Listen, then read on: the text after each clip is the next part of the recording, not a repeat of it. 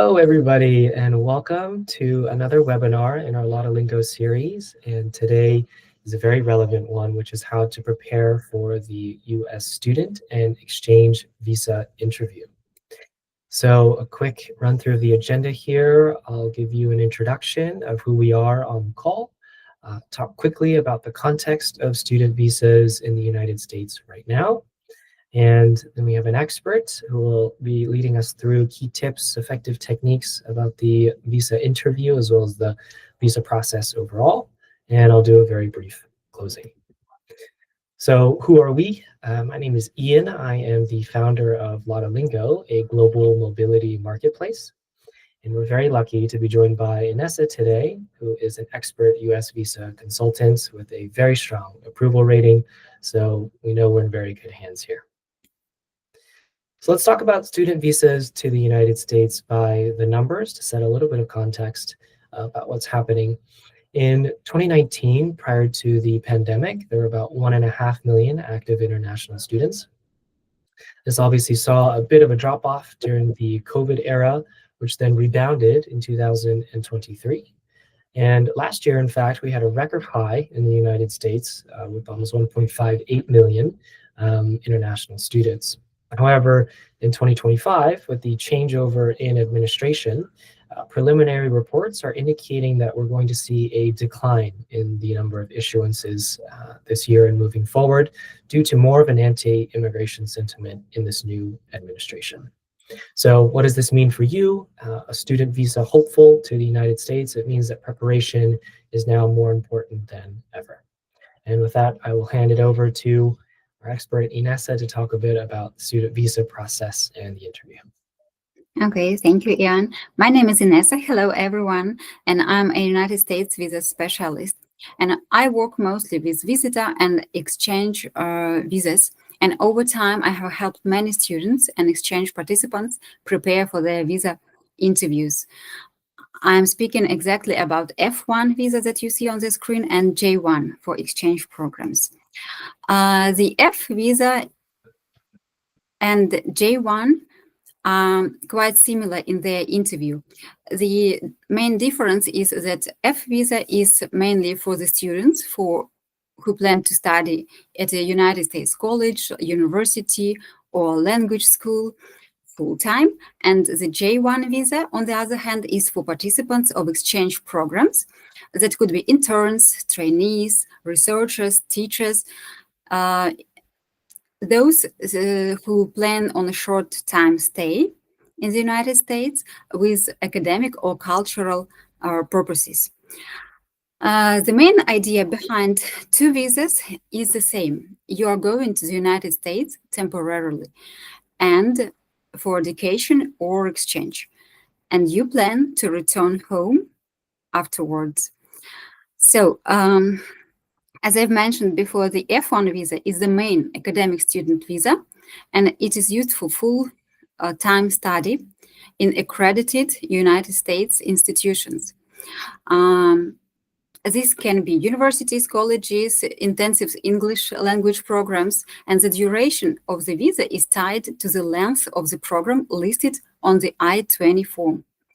After completing their studies, students are usually eligible for 20 months of optional practice training. This is what stands for OPT in these tables that you see on the screen.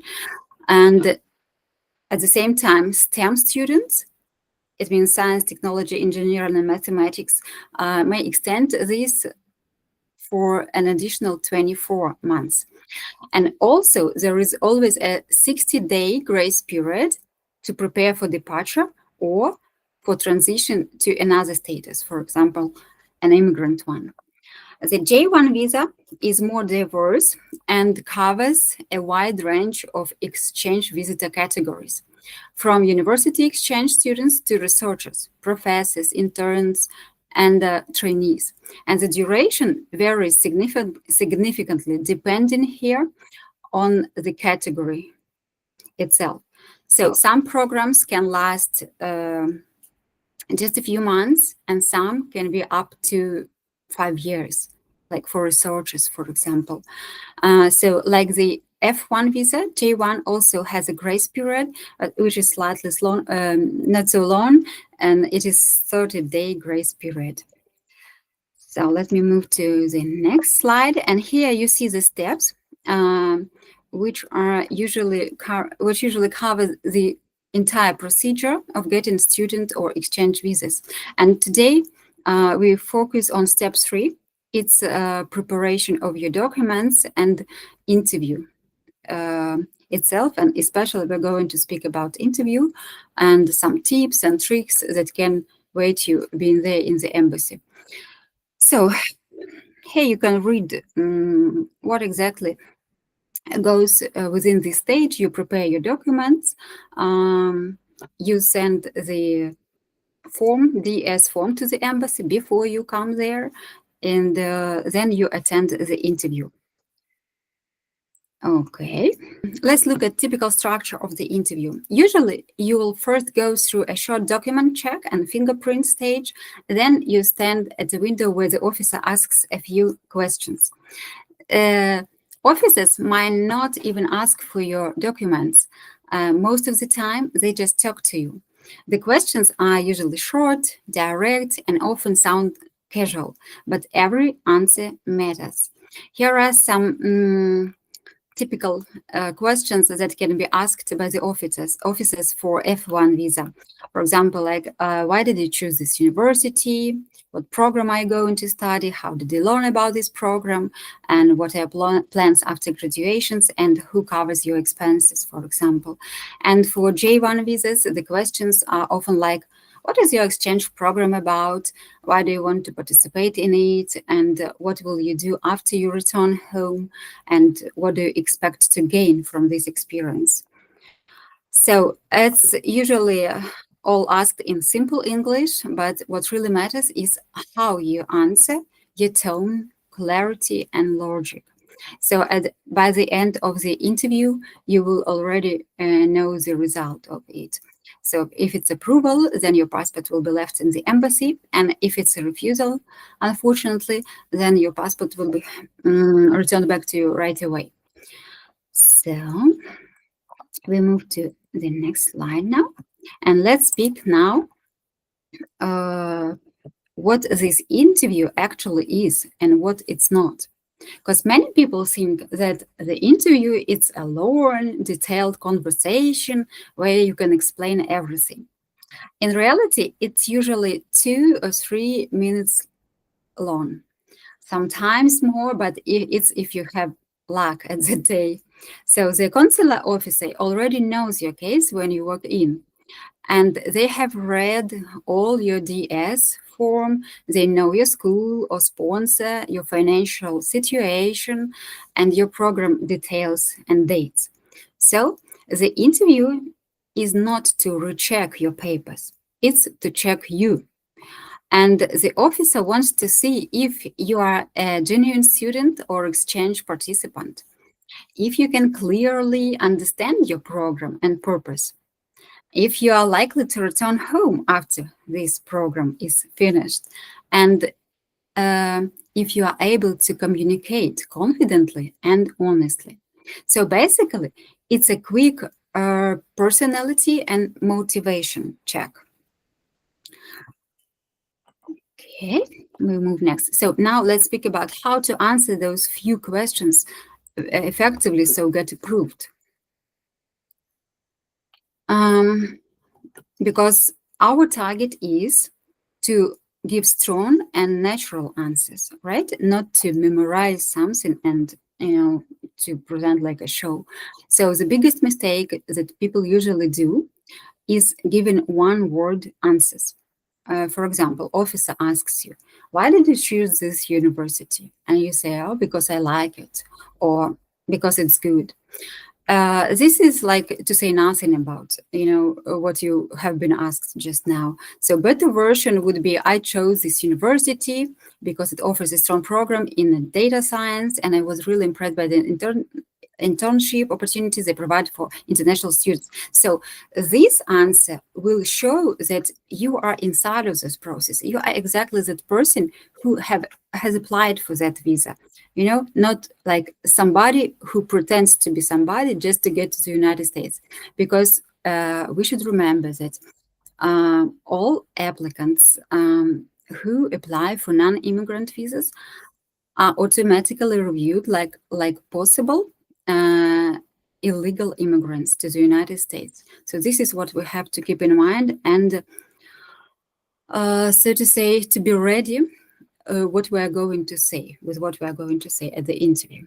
So you see, it's still short, this answer, but it shows thought, preparation, and genuine interest. So let me give you another example. For example, officer is asking you, who is sponsoring your studies? And you can say just my parents. And it's also very little to cover this question, because it would be better to say my parents are sponsoring me. My father owns a small business and my mother works as a teacher. They have been saving for my studies for the last few years. So this answer gives a little bit of more context to the officer, right? This what we cannot write in your application form. I mean, DS, yes, but this what we can obviously add for the officer at the interview. This is for what this interview exists, basically. So this extra, one small extra sentence makes your answer more real and believable. Let me give you an example of a question for a J1 visa. For example, officer can ask, why do you want to participate in this program? And again, the bad answer would be for experience. You see, especially it shows no emotion, it shows possibly even no interest, even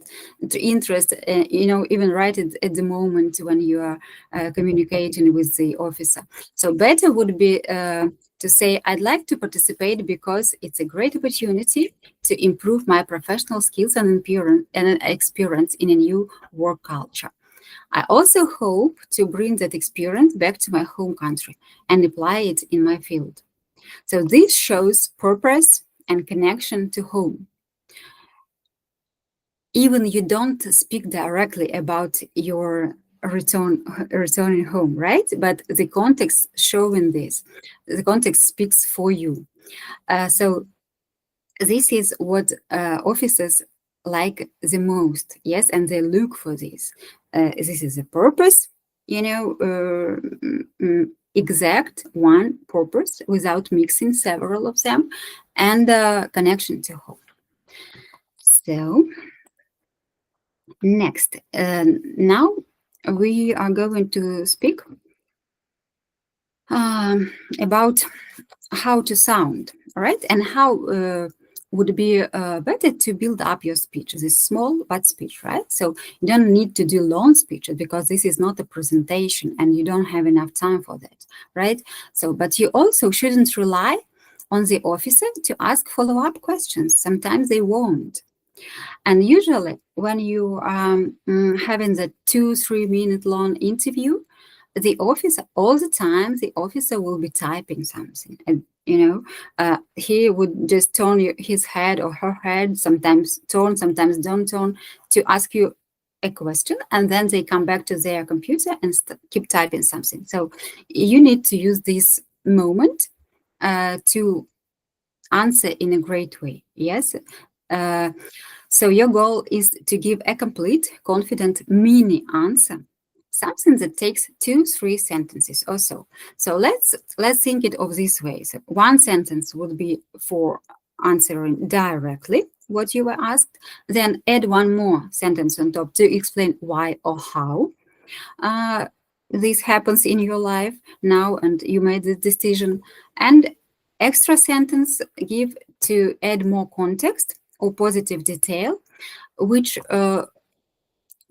will be helpful for the officer to understand better your family situation and something of your private life, and this will help him to build a more clear vision or of your situation, correct? So, and this goes deeper in his heart, let's say like this, right? So here you see one more example on the screen, and you see, I hope you have read it already, and I think so. Yes, so you see it's structured, natural, and very memorable. And my greatest advice always is just to give some examples from your life.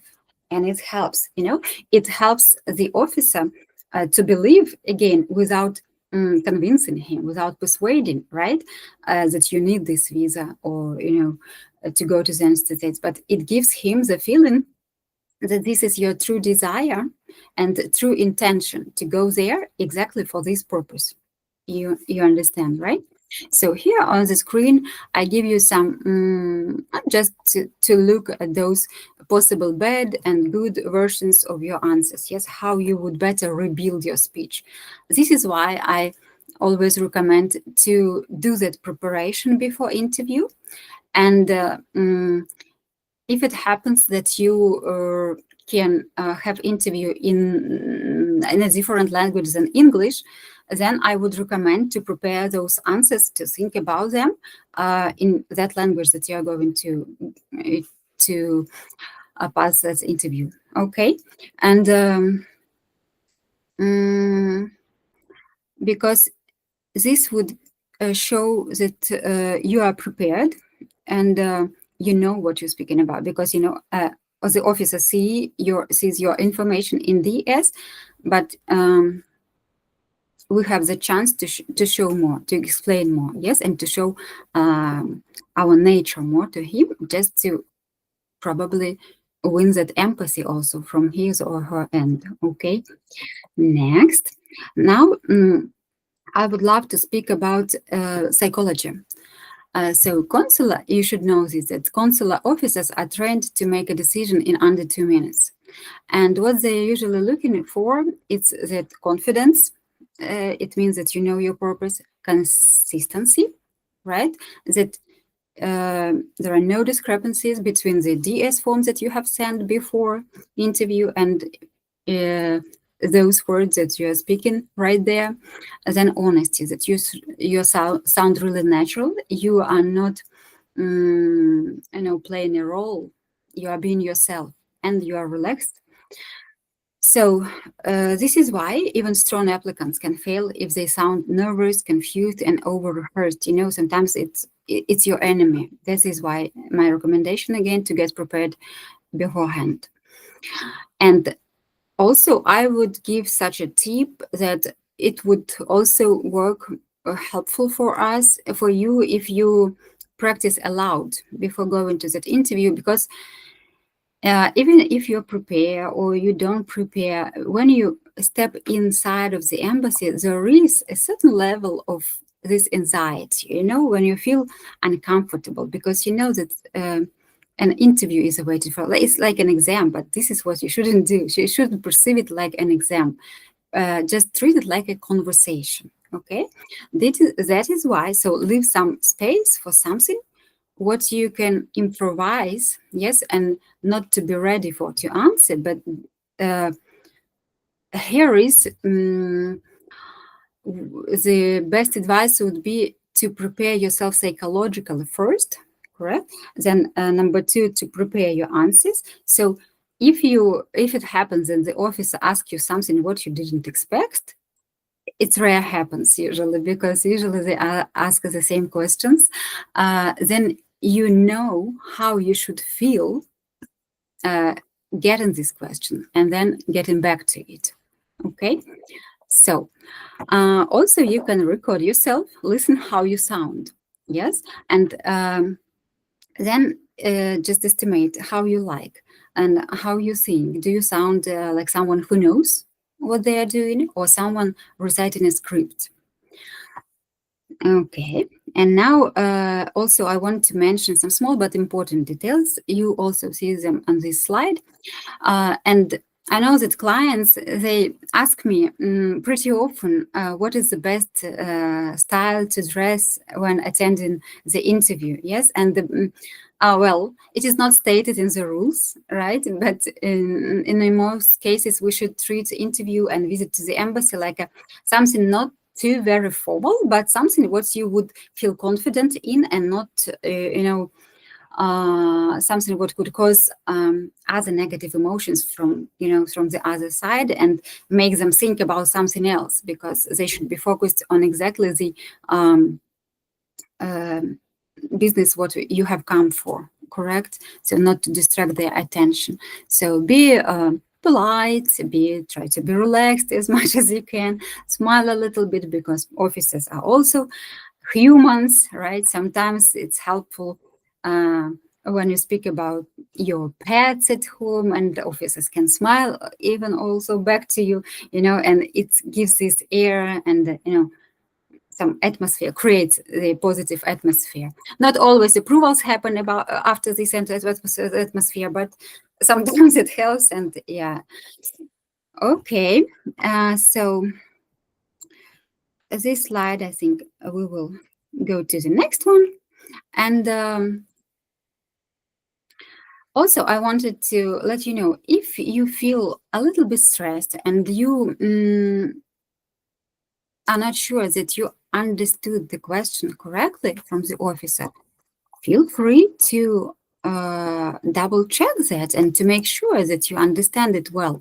So it's perfectly okay if you say, could you please repeat the question? Or I'm sorry, do I understand correct? Or do you mean and this and this? So this shows confidence and clarity also. And so to sum up, I would like to say that the United States visa interview is short but powerful, and the officer already knows your documents uh, before you walk in, but they want to see you. And in those few moments, your job is to show that you are a genuine student or exchange participant, as we mentioned before, that you are the one who clearly understands your purpose and the one who plans to return home after completing your program. Preparation doesn't mean memorizing answers. It means knowing your story, and then be confident, be clear, and treat the interview as a conversation and not an exam. Even strong cases can fail without strategy. Also, remember this, and remember that a well prepared and calm applicant leaves a great impression. So, now I think it's high time to say thank you very much for listening. And I hope that this helps you or your students or your friends feel more confident as you prepare for F1 and J1 visa interview. Thank you so much, Inesa. Really appreciate your expertise on this. And if you're watching this and you're interested in diving more into it, or want to get a more personalized sort of strategic approach to the interview or the process overall, you can find Inesa on lotolingo.com/Inesa. Thank you so much for joining, everybody. Have a great day. Thank you.